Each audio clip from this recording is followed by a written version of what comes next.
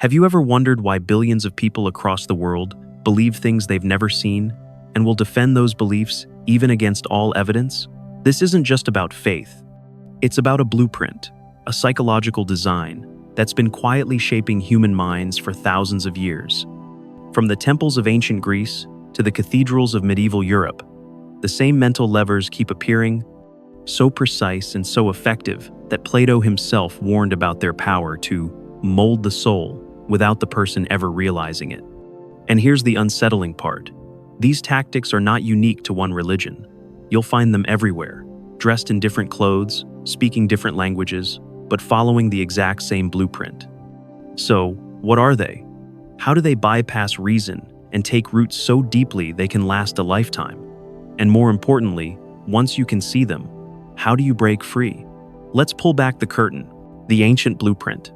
Plato wasn't just a philosopher sitting around pondering the meaning of life. He was a keen observer of how human societies are shaped and how power is maintained.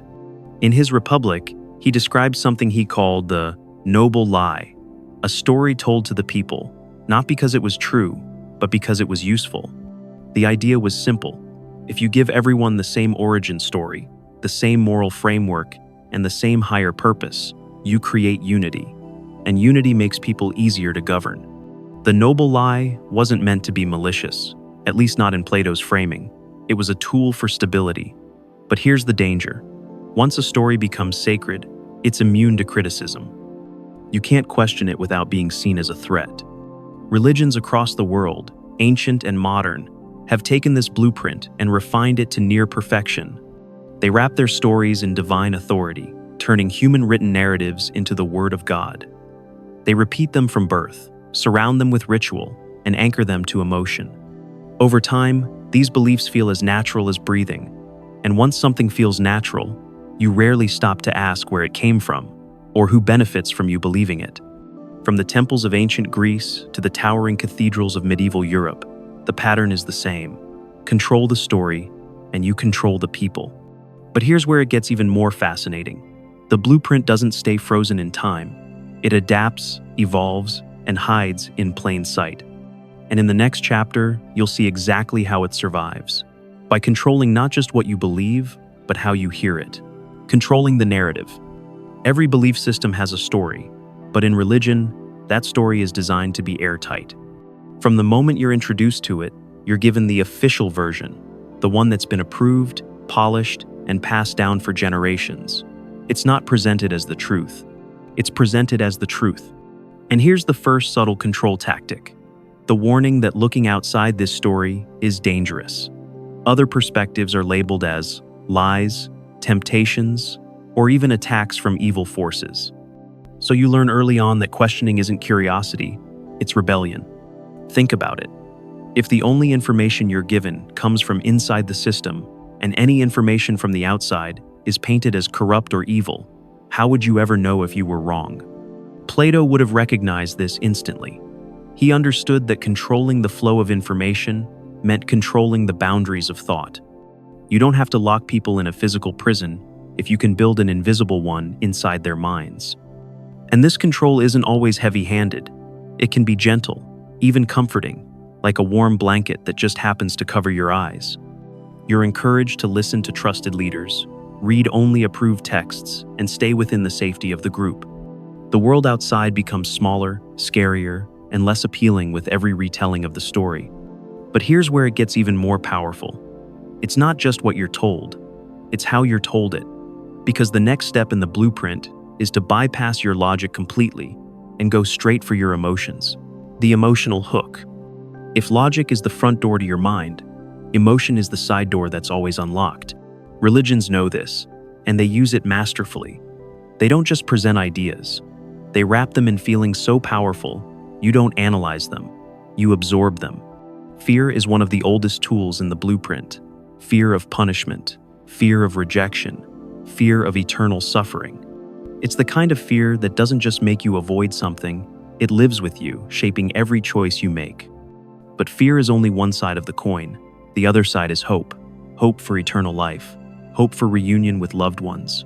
Hope for ultimate justice in a world that often feels unfair.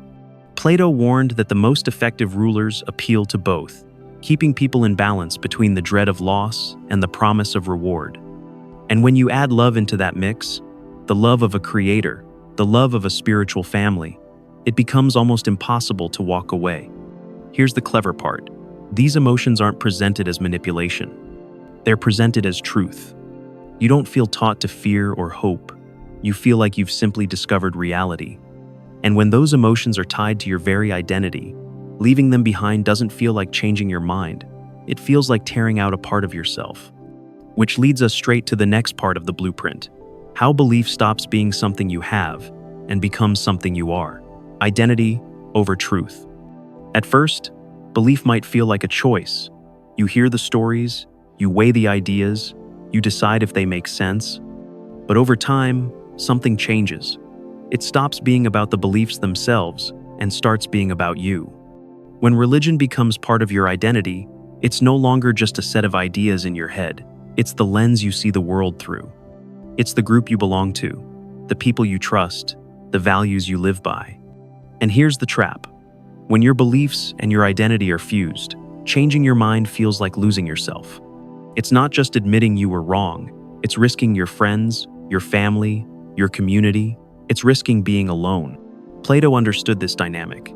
He warned that leaders could tie virtue, honor, and belonging to a shared set of myths, so that loyalty to the story felt like loyalty to yourself. Break the story, and you break the person. This is why facts alone rarely deconvert anyone. If your identity is built on a belief, an attack on that belief feels like an attack on you, and human nature is wired to defend itself. So instead of questioning, people double down. They defend the belief harder, speak it louder, and surround themselves with others who will reinforce it. But here's where the blueprint gets even more powerful. Because identity isn't just shaped by stories. It's maintained and reinforced through repetition.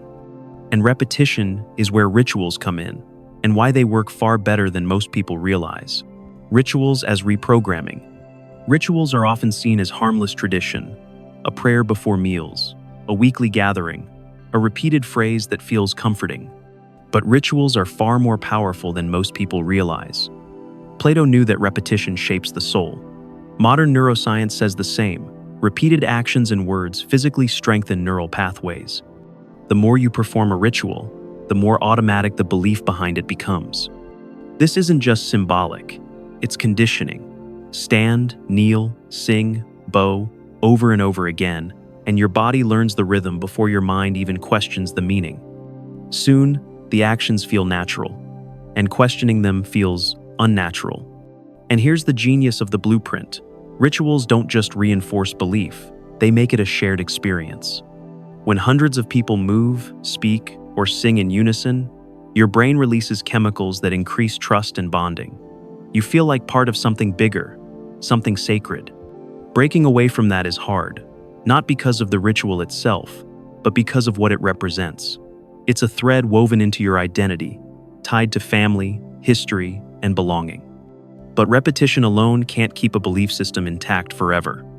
People need more than shared habits. They need a sense of purpose, a reason to stay loyal even when doubt creeps in. That's why the next step in the blueprint introduces a powerful motivator, one that creates unity instantly, keeps people focused, and turns outsiders into a threat. The manufactured enemy. The manufactured enemy. Nothing unites a group faster than having a common enemy. Plato understood this, and so do all major religions. Sometimes the enemy is outside, unbelievers, heretics, rival faiths. Sometimes the enemy is inside, your own sinful nature, your doubts, your impure thoughts. Either way, the purpose is the same. Keep people looking outward for threats or inward for flaws, so they never turn their full attention on the system itself. When there's an external enemy, the group feels like a safe fortress. Questioning the belief starts to feel like lowering the walls during an attack, and no one wants to be the traitor who lets danger in. When the enemy is internal, it's even more effective. You're told that the problem isn't the teachings, the problem is you. Your doubt is weakness, your questions are rebellion. And conveniently, the only cure for your flaws comes from the very system that defined them. Plato warned that this us versus them framing could bind citizens together, but it also blinded them. When your identity is tied to defending the group, you start filtering reality through loyalty rather than truth. This tactic works so well because it keeps people in a constant cycle of vigilance and dependence. The enemy, whether real or imagined, never truly goes away. And that means the need for the group never goes away either. But to keep that need alive, you have to go one step further. Create a problem so deep and personal that only the belief system can fix it. That's where guilt and redemption come in. Guilt and redemption. Loops. One of the most powerful control tools in the entire blueprint is guilt. It starts with a simple message. You are flawed by nature. No matter how good you try to be, you'll never be enough on your own. This flaw might be called sin, impurity, or imperfection, but the point is the same. You begin life in a moral deficit. And then comes the hook. The only path to redemption runs through the system itself. You can't fix yourself. Only the group, the teachings, the rituals, and the leaders can offer forgiveness. This creates a cycle that's incredibly hard to break. You feel guilty. You seek relief through the practices of the faith. You feel cleansed until the guilt returns. And when it does, you know exactly where to go for the cure. Plato warned that cycles like this keep people dependent, even when the problem was defined by the very system that sells the solution. It's a self-sustaining loop, like a business that creates its own customers by creating the need. And here's the most subtle part. This loop can feel comforting. The guilt keeps you humble. The redemption keeps you grateful.